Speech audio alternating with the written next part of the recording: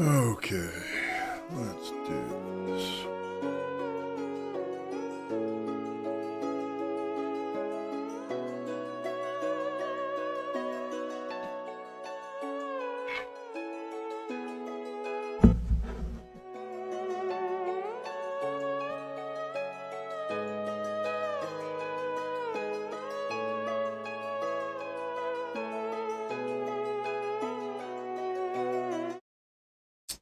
Hey folks, it's T2sday. Welcome. Thanks for dropping in.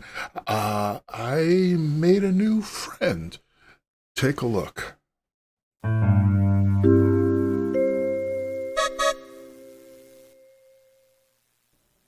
Meet Beavy, the full self-driving vehicle. Beavy falls from the sky and drives around on a checkerboard. Now, you may be asking, where's the driver? Well, Beavy's the driver. Wouldn't be a full self-driving vehicle, would it? Beavy's got sensors for the color yellow, to the left and above and to the right. And Beavy's really into the color yellow. But Beavy has a problem, because unless Beavy ends up all alone on the checkerboard, which happens sometimes, what otherwise happens is this. It just keeps happening and happening and happening. New tires, big motors didn't help either.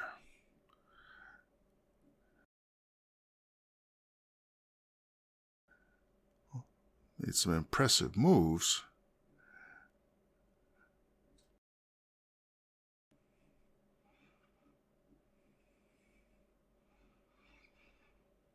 But the final result was the same.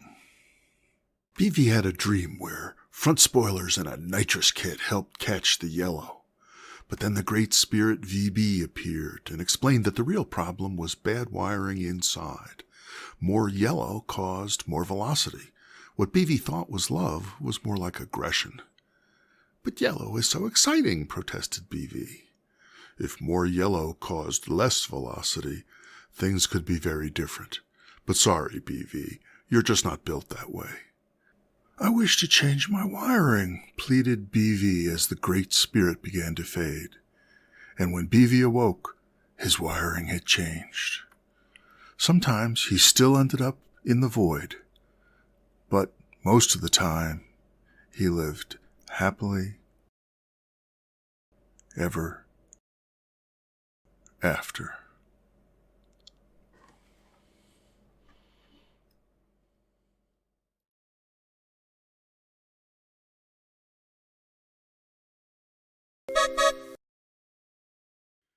So that's Beavy. It's funny. I sort of felt for a long time that I wanted to make some kind of anthropomorphic thing to go with the T2 tile project, but it didn't seem right to try to make some animal that represented the tiles all connected together or something like that. But now that there's a body, which is, more or less connected to the things. I'll explain what level of connection we have for that in a second. But then it was okay. It was all right to make up a character and play along with it, so I sort of had a little fun. All right, so this were the goals for today. Breitenberg car controlled by the T2 matrix brain. Almost got that. The signals go all the way to the T2 tile, but not actually to the matrix yet. And have gigantic fun. Yeah, we did pretty good this time. So we met Beavy. I want to review the schedule for a little bit, then talk about the sensory motor stack, because it's a huge pile of stuff. And there were some interesting issues in the engineering of it, other than just my normal stupidity and some good design stuff, I think. And then I want to take a minute at the end to make sure we have time to talk about community stuff, because I haven't done it in a while. Okay, so here's the official spreadsheet from all the way back in the beginning. There's all kinds of complex stuff here, but for me, the bottom line is... we're halfway done.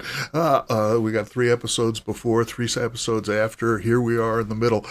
And the thing that's amazing to me is I haven't written any Ulam code in months. Yeah, I don't think there's been a time that I haven't written any Ulam code for this long in years, maybe closer to a decade even. I don't know. Which so it's been good and bad. I'm writing a lot of Python. So, the goal for today was demo Breitenberg vehicles. Well, we did that. That's what BV is, a Breitenberg vehicle. I'm going to change the schedule a little bit going forward.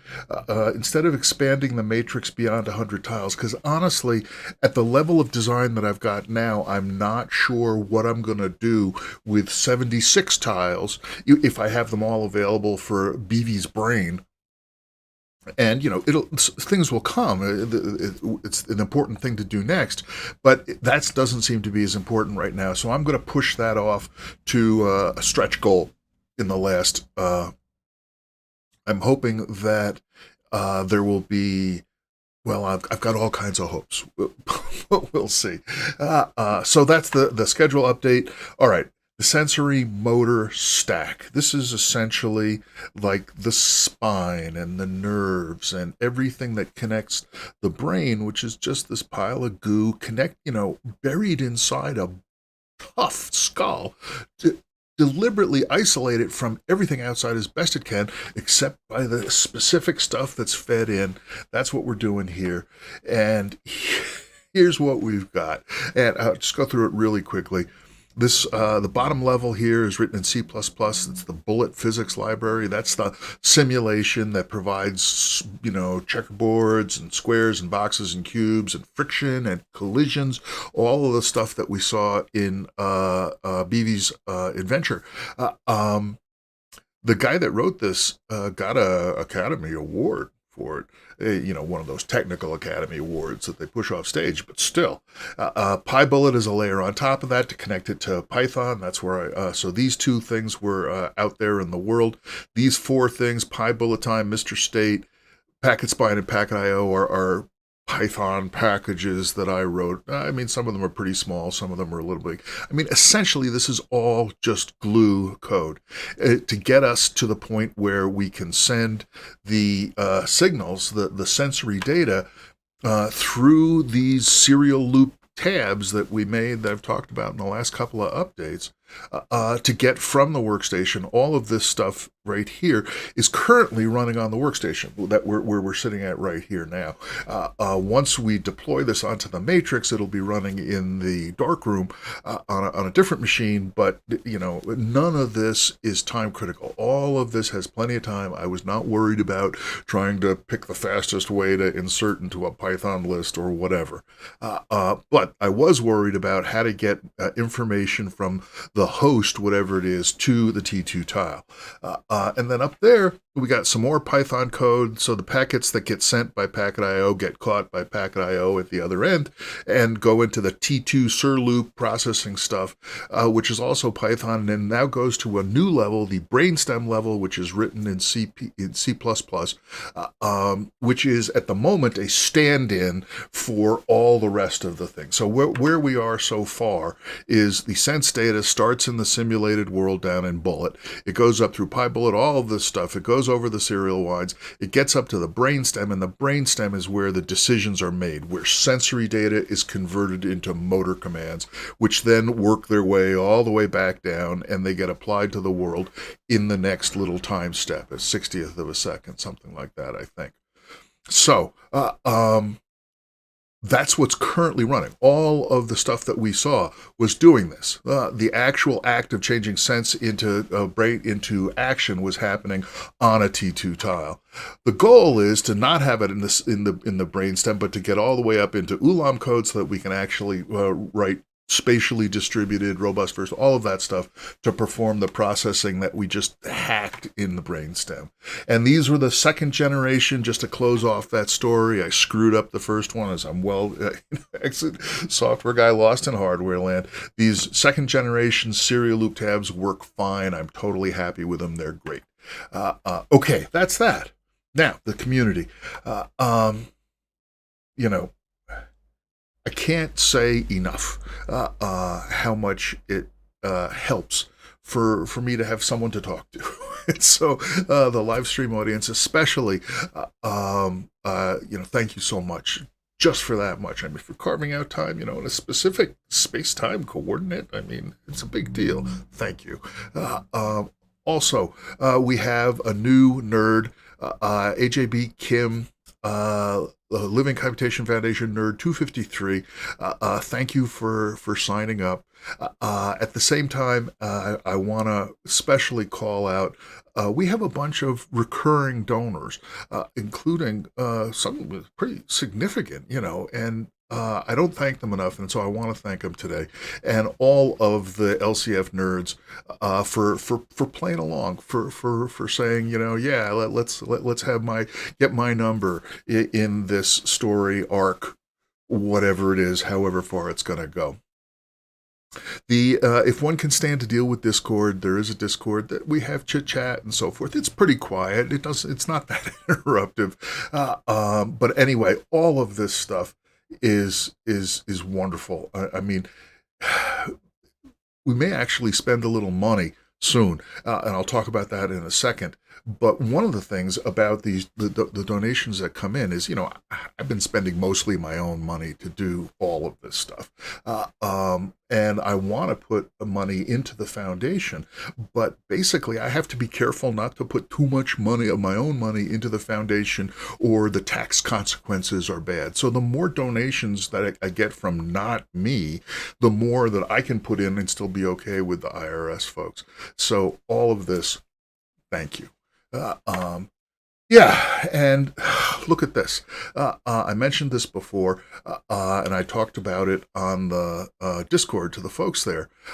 There was this new hardware called Grayskull from a company called Tens Torrent that has this new dev kit that, I came across this thing here, Grayskull E75, $599 for this PCIe card, that if you go look at it, it's got tiles, it's got intertile connectors all put together inside this thing, and it's got a whole bunch of hardware built in to connect these tiles, to connect these cards, the Grayskull cards, to other Grayskull cards through the PCIe bus and so on and so forth. So I sent a letter saying, hey, I was interested, and I didn't hear anything. I expected that was going to be the end of it, but I got an email back, and they actually, Googled for movable feast machine and saw that what I was proposing to do, what we are doing in the T2 Tile project, is related to the stuff they're doing, and maybe we want to go ahead and buy one of these to evaluate it. Now,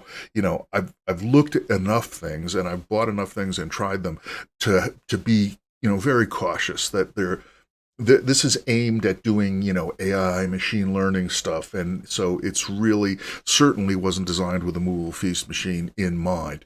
But it's a lot of computing power, and it looks like it might be able to run different codes, so we could have element number 1 having an event on this part of the chip, element number 2 of a different type having an event simultaneously on a different part of the chip, and so on. So that could be pretty exciting for further out. So there's the Grayskull. And even look at this, so they have 2 programming models, TT Buddha top-down approach and TT Metallium bottom-up approach. And that's what I wanted to talk about before I run out of time. The whole building, here, I started from the bottom and worked up in this sense. And the whole point was to not let these things be coupled together. Oh yeah, I wanted to do a demo. Let's see if there's time. So up here, the thing saying updates, that's running on the Keymaster. And I'm just going to do this, and then I'll explain what it is in a second. I'm going to change this value, and then I'm going to say make. And now, so that's the brainstem that's running up at the top. And there wasn't even a simulation. There was no world. So I started up the world and I changed the configuration. There it is. So those, probably hard to see. That means that the world downloaded the new configuration file to the brainstem, which picked it up and went with it. So all of this stuff. So when we're going to be doing new simulations with the world, the brain is just going to keep on running. It's going to be like us playing a video game. When we die, our brain doesn't get reset. Our character gets reset, goes back to the spawning area, but we continue to think. And that's what's going to be the case for the T2 Matrix too. So it's kind of cool. I think it's kind of cool. So, okay. And that is it. And so, the goals for next time, March 5th. BV's brain coded in Ulam and running on the Matrix, and then BV changes its own wiring, and then fun is fundamental. Have a lot of fun. Folks, thanks so much for dropping in whenever you come to see it, and I hope to see you next time.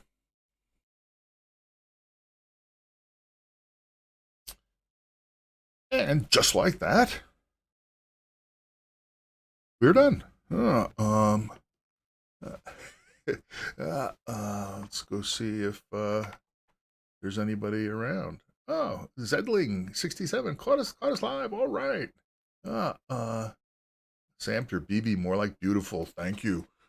Beautiful vision, BV. Evo. Oh, I didn't know.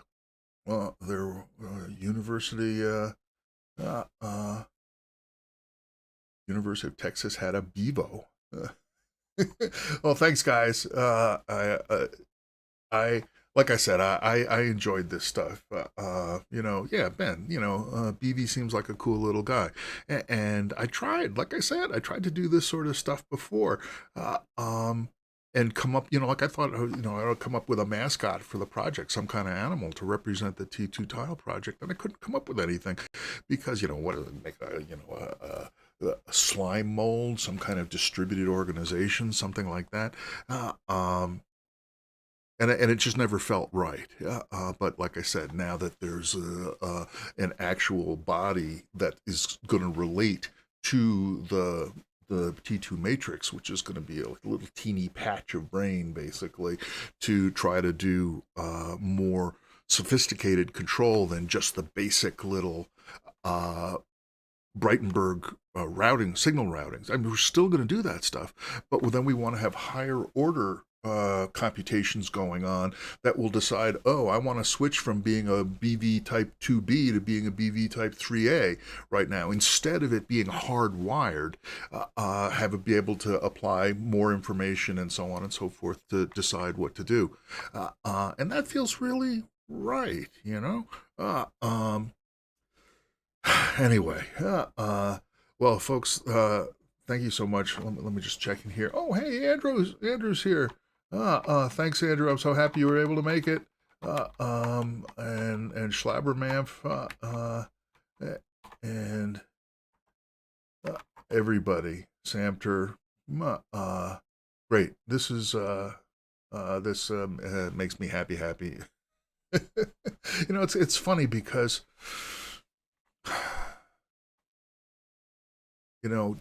connecting live, which, we're not really live, right? There's like a 20-second latency or something like that.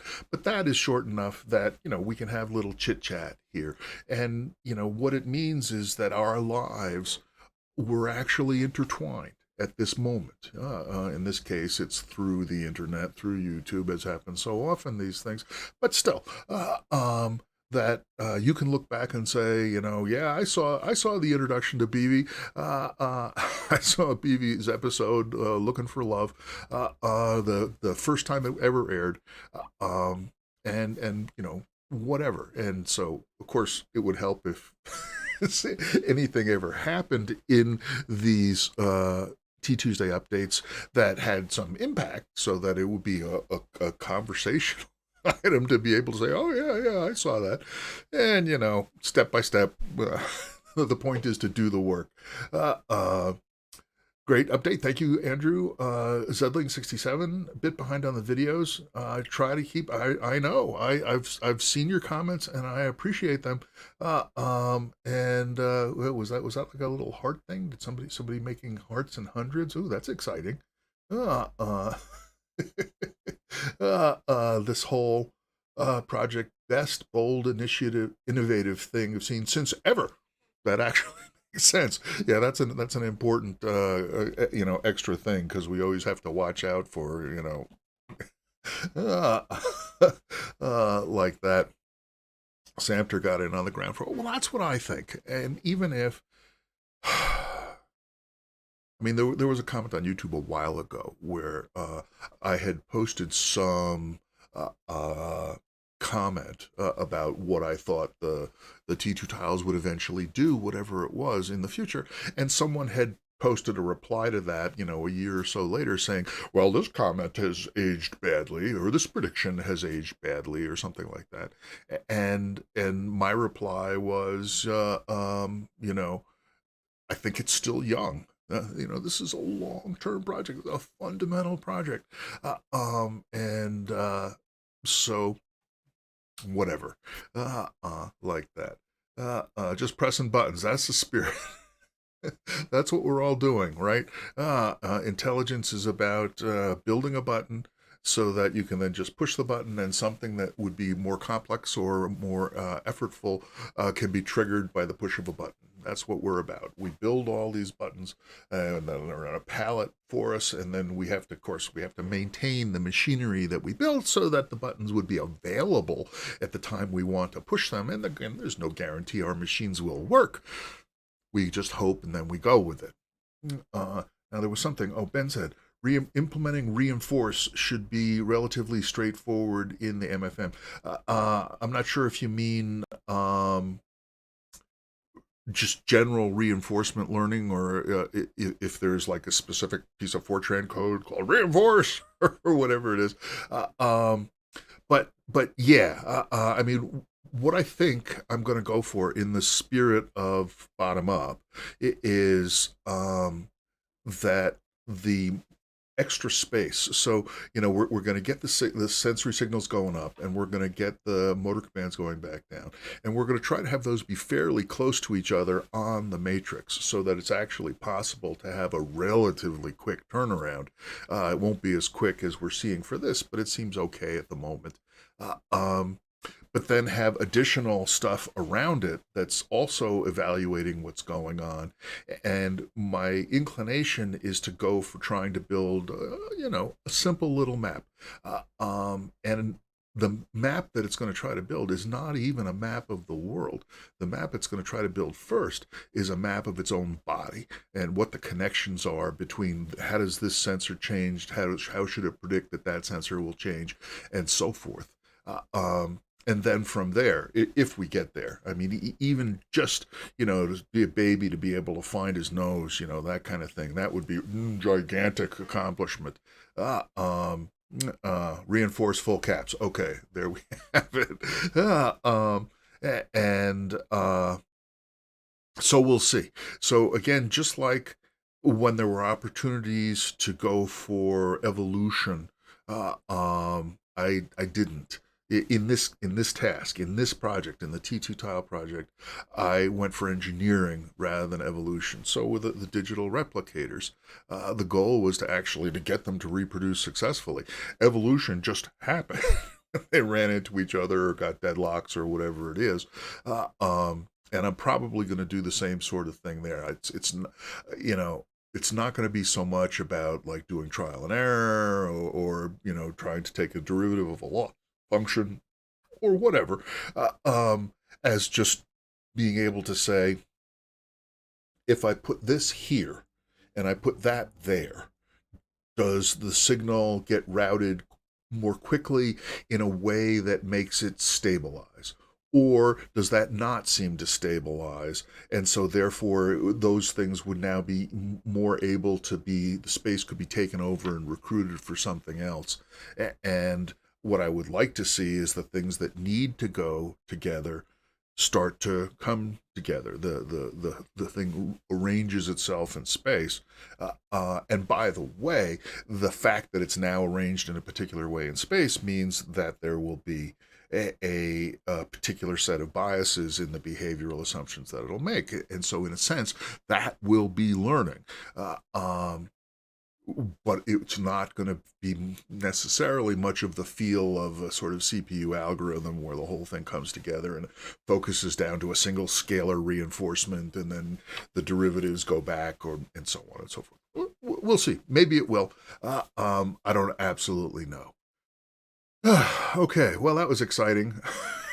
I go off rattling along here. So I just want to make sure I didn't miss any comments. I just I'm in a suit for all my videos. Is that a character building thing, or you just like wearing them? It's funny. As an academic, an industrial researcher, and then an academic, I pretty much never had to wear suits, and so I don't hate them the way a lot of men who present as the type that needs to wear a suit, and they were sort of forced to do it by society, by the man, or whatever it is. I sort of enjoy it because it's kind of like fun. It's kind of like dress up, and hey, it looks good. So once I got serious about saying, okay, well, this is my mission from God. There's this new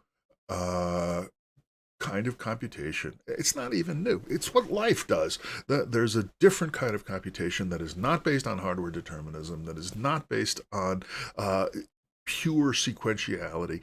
It is not based on trying to achieve universal computation at the lowest possible level, but at the highest possible level. It's about delaying universal computation until it's safer. And the whole grand achievement of building universal computation out of NAND gates is just misguided.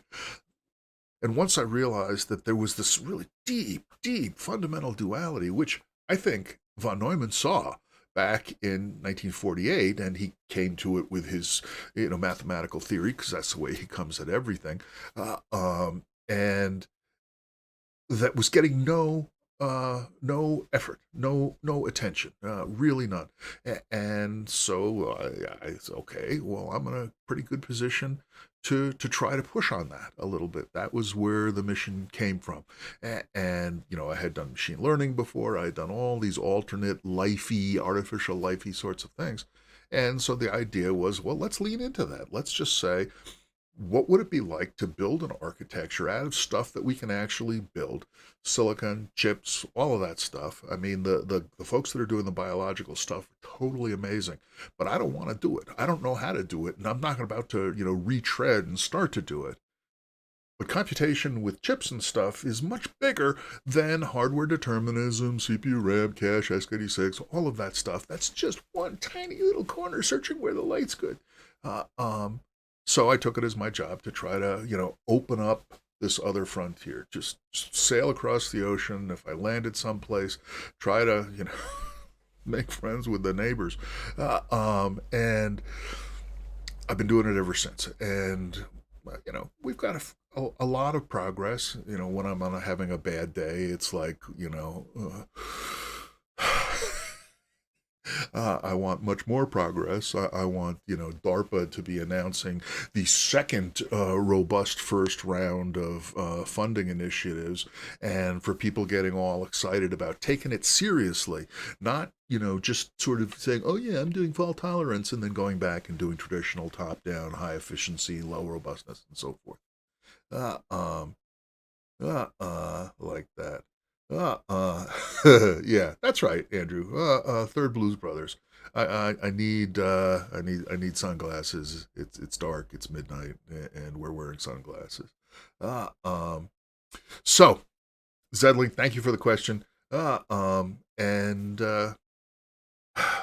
we're almost at the bottom of the hour. Should we call it at 12:30? Does that seem like a reasonable amount? I mean, I really enjoy chatting here, and I feel like, why the hell was I rushing off to render the video and not spending time with the folks who actually came by to spend time here? It's really, but okay, I've got the idea now. And all right, and I've got to get more bandwidth. So I imagine, was there a lot of stuttering? Was it bad? Was a lot of gaps? I mean, I'm getting the occasional warning from YouTube, because basically I don't have enough upstream bandwidth in the house, and I'm not sure exactly how much more I can even get based on the neighborhood. Anyway, we shall see. Okay, well, thanks so much, folks, for coming by, and I'm going to go start the render now, and I'll be in the Discord if people have more thoughts, and I try to drop little bits of fun things, during the month. Thank you, Andrew. A little stuttering, not too bad. That was my hope. I mean, the worry is, well, sure I do, Zedling. I mean, you showed up. that earns credit in my book. And yeah, okay. So Zedling has some lag. Yeah. See, I'm sorry, guys. I'm sorry, folks. Really. I'll see if I can't take it as an actual action item to try and at least evaluate what the situation is as far as getting maybe double the upstream bandwidth of what I have now. I'd like to have maybe 25 megabits. Like that shouldn't be that impossible, right? But we just have old copper and old cable lines, and then they just don't want to sell me very many frequency windows. Anyway, so we shall see. Thanks so much for coming by, folks. I love this, and see you out on the internet, and hope to see you again in a month. All right, so I'm going to stop it now. I'll say thanks here. Thanks, everybody. I was going to make a "that's all, folks" at the end of the BV thing, and then I wanted to say, no, there's more. So I just went with the end for now. Okay. Bye now.